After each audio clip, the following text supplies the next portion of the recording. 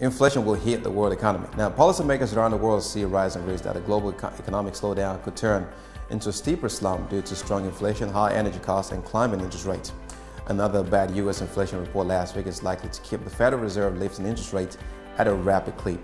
That could help spur the U.S. dollar higher, further elevating the cost of import and debt service for many countries.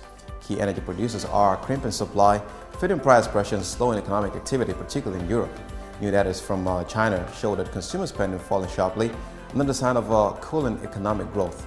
The worst is yet to come, said International Monetary Fund Managing Director Kristalina Georgieva at a Thursday briefing as finance officials gathered in Washington for meetings hosted by the IMF and the World Bank. Now, across many economies, recession risks are rising.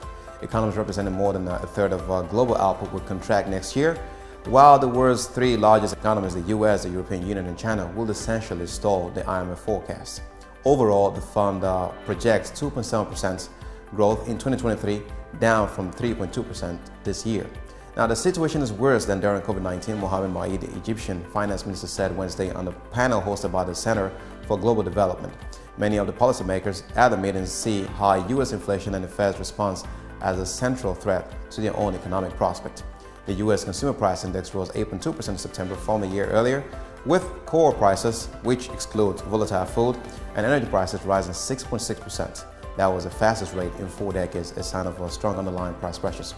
The core CPI reading likely keeps the Fed on track to raise its benchmark interest rate by 0.75% point next month. The report heightens the risk officials will delay a slowdown in rate increases. The Fed's rapid rate increase this year have helped draw investors into U.S. markets and pushed up the value of the dollar as well.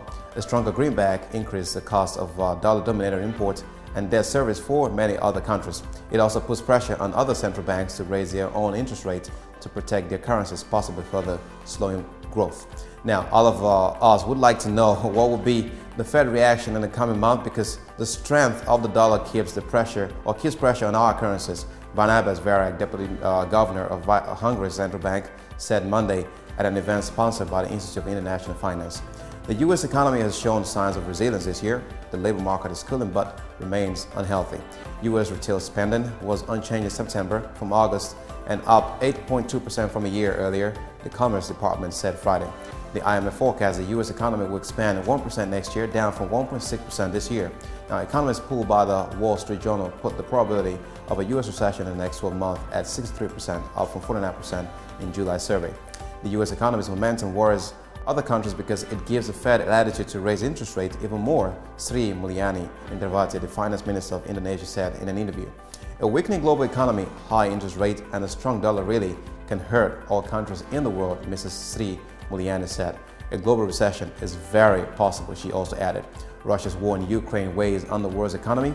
It has hampered the export of critical food and fertilizer from the countries, endangering 345 million people, the IMF said.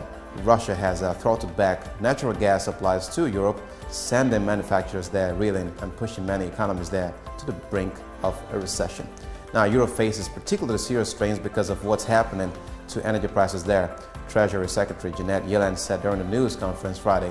Many emerging market countries face a host of significant problems, she also added. Meanwhile, the Organization of Petroleum Exporting Countries and its Russia-led allies recently announced a major production cut, which raised oil prices. The International Energy Agency warned Thursday the decision could be a tipping point for the global economy to enter a recession. Now, there is no official definition of a global recession, but many economists say one essential element is economic growth falling below population growth, or roughly 1.1%. The World Bank forecasts global growth of 1.9% next year.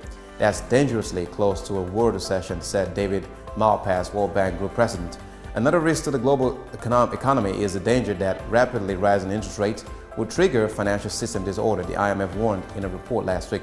Now, a UK tax cut plan aimed at stimulating growth triggered a major bond sell-off last month that forced the Bank of England to step in to stabilize the financial system.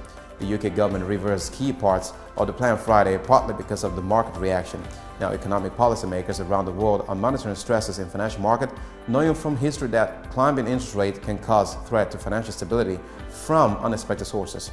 Now, lending from the Fed's so-called discount window for emergency loans ticked up in a recent week to $7.67 billion, as of Wednesday, the highest level since June 2020.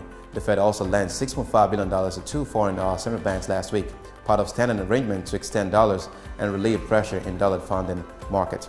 Now, the thing I'm mindful of is we are dealing with an economy that is readjusting to an extraordinary shock, said Kansas City Fed President Esther George in a webinar hosted by S&P Global Ratings on Friday. Moving too fast can disrupt financial markets, and the economy is a way that could, an economy in a way that could ultimately be self-defeating, she said. Now, the persistent uncertainty in the economic and financial outlook could soon start to weigh on how businesses make hiring decisions, John Waldron, Goldman Sachs Group's president, said Friday, speaking at the IIF conference. He also said that firms could consider hiring fewer people and maybe making some layoffs. Now, in China, strict COVID-19 lockdown policies have curbed its economic growth, particularly during the second quarter of 2022. China's overextended property sector is slowing rapidly.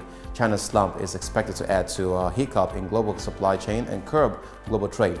All the risks to growth could be particularly painful for middle and low-income countries. Roughly 60% of the world's poorest nations are in or at a risk of debt stress, unable to meet their financial obligations, and many are struggling with higher costs of imported food and energy, according to the IMF.